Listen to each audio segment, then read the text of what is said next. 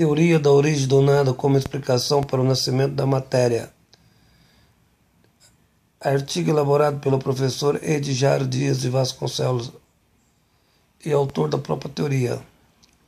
A única explicação plausível para a origem do mundo. Como se justifica do ponto de vista científico a origem do universo? A primeira ideia é que Deus criou o mesmo e tudo que nele existe. Esse entendimento é totalmente descartável. Não há a mínima possibilidade da existência de Deus. O universo não foi criado por nenhuma ação do poder divino. Ele simplesmente surgiu por meio de um princípio sem causa, ausência de finalidade. Quanto a Deus, é uma ideologia humana diante da impossibilidade da não permanência da existência. O homem desesperadamente inventou Deus, quando percebeu que estava sozinho no mundo e na história desse mundo, e que sua finalidade é o desaparecimento. O homem sempre existiu para não ser.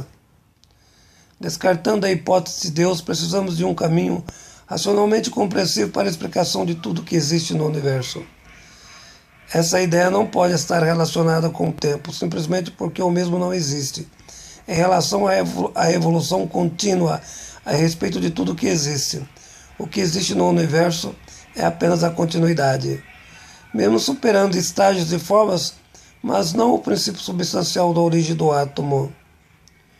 Com efeito, o princípio da existência é contínuo. Nem mesmo a natureza poderá interferir em relação à trajetória que necessariamente tem que ser realizada. Mas temos de criar alguns supostos de intervalo para entender a realidade produtiva da evolução de tudo o que foi desenvolvido. O princípio da energia é a sua ausência referente ao aspecto do seu nascimento. Desenvolvido a matéria, vai e volta no seu esgotamento e na sua reconstituição. É impossível desfazer o significado profundo de cada estágio, isso na perspectiva da sua evolução. As leis se aplicam a todos os aspectos de um único movimento. Isso apenas na acepção do conceito. É o que farei pedagogicamente para aflorar a pedagogia do entendimento. A única ideia aceitável que é perfeitamente não lógica, mas não existe outro caminho para a explicação epistemológica. Algo grandioso, como é a diversidade dos universos contínuos, pode exatamente surgir do nada e, no fundo, ser a mesma coisa, com o mesmo fundamento de ter nascido apenas por um só princípio. Naturalmente que é um grande questionamento, mas partimos da realidade para a irrealidade, ao contrário do conceito divino da criação, como se existisse um Deus a priori, que construiu tudo o que existe, apenas uma hipótese descabida naturalmente.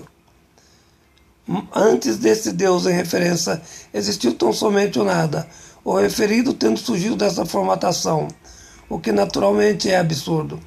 Mas é por essa teoria que tudo será explicado, a teoria do absurdo. A matéria é resultado do absurdo e, com efeito, tudo que existe nos universos contínuos. Imagina a forma de vida e, sobretudo, a racionalidade da maneira que hoje é constituída. Portanto, as duas teorias são perfeitamente irracionais. Não tem como entender o contrário delas. Na verdade, temos que partir, em qualquer hipótese, do elemento inexistente. Com efeito, a incompreensão antes de Deus era o nada. Do mesmo modo, em referência à matéria, nunca existiu um princípio constituidor a priori, referente à lógica da constituição da energia, como algo que sempre fora uma noção de certo modo fora da convencionalidade do tempo. A inexistência, aquilo que foi a mais absoluta ausência e, exatamente dela, derivou-se as diversas formas de matéria. No entanto, com o mesmo princípio substancial de origem, o que significa magnificamente apenas um fundamento, mas a continuidade da alma, ou mesmo a razão individualizada, é absurdo. Aqui está o grande segredo para a explicação da origem das diversas apresentações dos universos e da evolução de todas as formas de vida. Sei que essa teoria é enlouquecedora e que as intuições são exatamente metafísicas que se fundamenta por uma lógica anti-empírica. Mas o conceito é perfeitamente epistemológico. O homem simplesmente não existe, mesmo estando nesse planeta. Do mesmo modo, as com a existência das energias distintas a cada movimento material. O que é tudo isso a não ser uma abstração? A inexistência fez existência, sendo que a última é exatamente a primeira, e será dessa forma continuamente.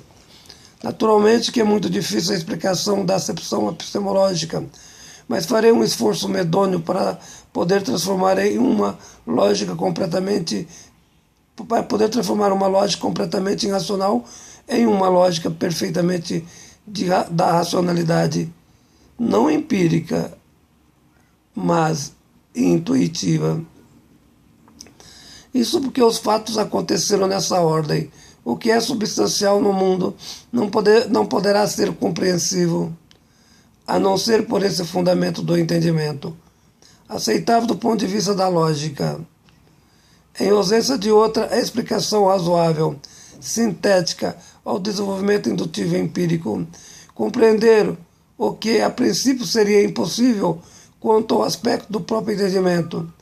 Estará apenas essa intermediação que, por um mecanismo exuberante de percepção, poderá entender tudo que isso processou por esse mecanismo descrito.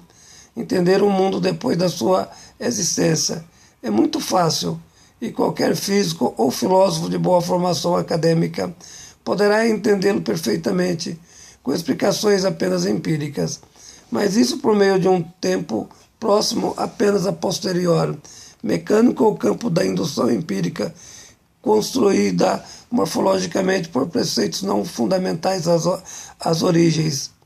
O que é difícil é o antes da constituição daquilo que denomino de origem primordial da inexistência, como origem do princípio e fundamento da existência da matéria, o chamado átomo mater, a constituição das primeiras partículas, o conceito exuberante de tudo que não teve princípio, ligado ao fundamento do tempo e, do mesmo modo, igualmente sem sentido. Mas a teoria é relativamente muito simples. Vou chamá-la de aplicação do princípio da incausabilidade. Algo que teve origem sem causa, sem nenhum motivo para ser. O que é o que não deveria ser. Mas aconteceu ao ato primordial da origem. Então todas as coisas que são e continuarão a ser até a queima definitiva do hidrogênio de todas as formas de estrelas e sóis. Com naturalidade, a origem resultou exatamente do nada. Aqui surge uma pergunta metafísica.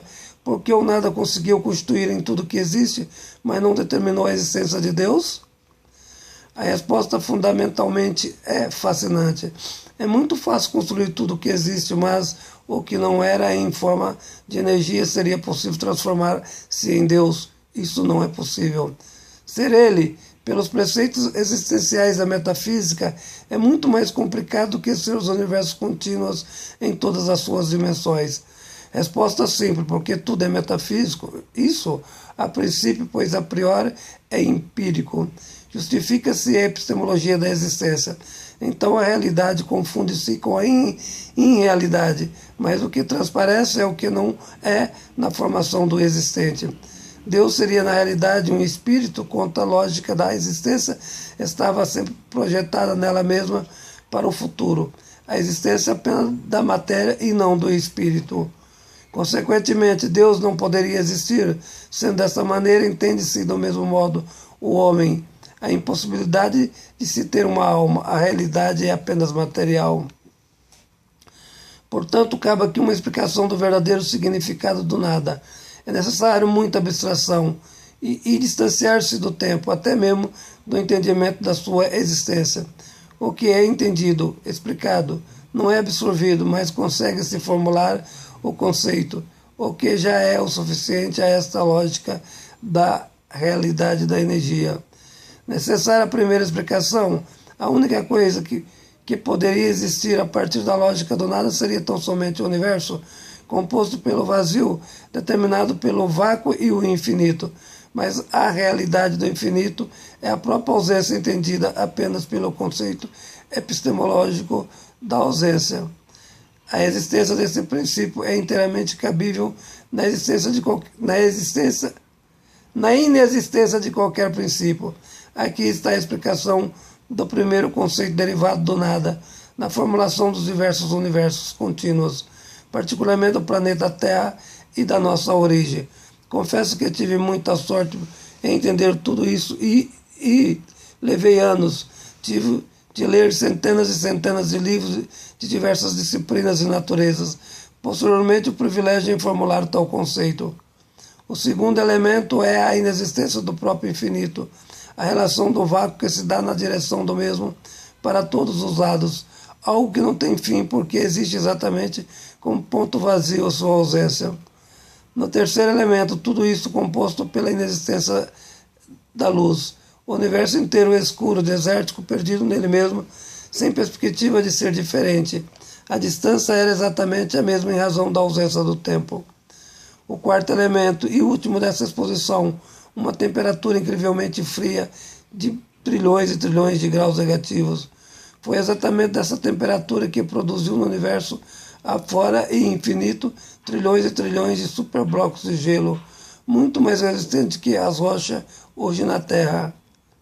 Esse fenômeno atingiu o universo inteiro, razão dos trilhões de universos contínuos. Todos eles resultados dessa explicação, formulação exatamente por mim. Naturalmente que esses superblocos de gelo iniciaram neles mesmos um processo químico de transformação aos bilhões e bilhões de séculos, porque o princípio da existência é eterna. Desencadeou num processo evolutivo químico, determinando tudo o que existe hoje nos universos, incluindo as formas de vida. Tudo isso em contínua mudança, sendo que daqui a bilhões de outros anos a transformação será completamente diferente de tudo que constitui hoje a própria forma da existência humana. Essa é a única explicação plausível encontrada para explicar a origem de tudo que existe hoje. Todas essas realidades estão caminhando para um determinado mecanismo, o qual ninguém poderá saber o seu significado profundo. Talvez, muito possivelmente, o estabelecimento do princípio sem causa, o reinício de tudo, o que desencadeou em forma de energia, cujo o princípio fundamental é representado pelo princípio do nada. Artigo escrito pelo professor Edgar Dias de Vasconcelos.